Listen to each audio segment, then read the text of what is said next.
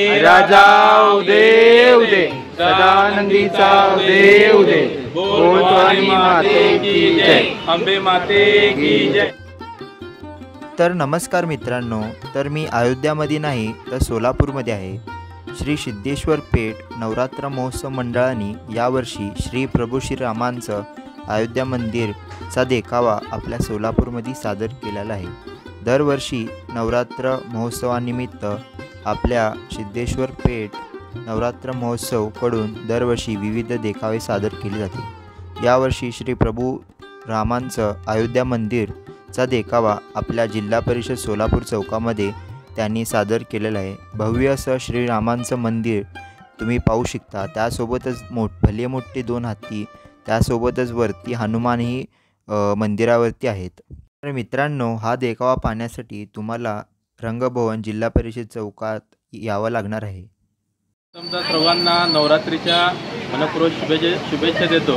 सिद्धेश्वर पेठ नवरात्र महोत्सव मंडळाच्या वतीने यावर्षी आम्ही रामलल्लाच्या मंदिराचा देखावा या ठिकाणी सादर केलेला आहे। यावेळी मंडळाचं 75 वर्ष आहे आणि त्यानिमित्तानं आम्ही जिल्हा परिषद चौकामध्ये देवीची विधिवत पूजा, महाआरती असू द्या, कालच 101 जोडप्याच्या हातून आम्ही इथं वैभव आरतीचं आयोजन केलं होतं आणि यापुढं 1000 लोकांसाठी फराळाचा कार्यक्रम या ठिकाणी आयोजित केला होता।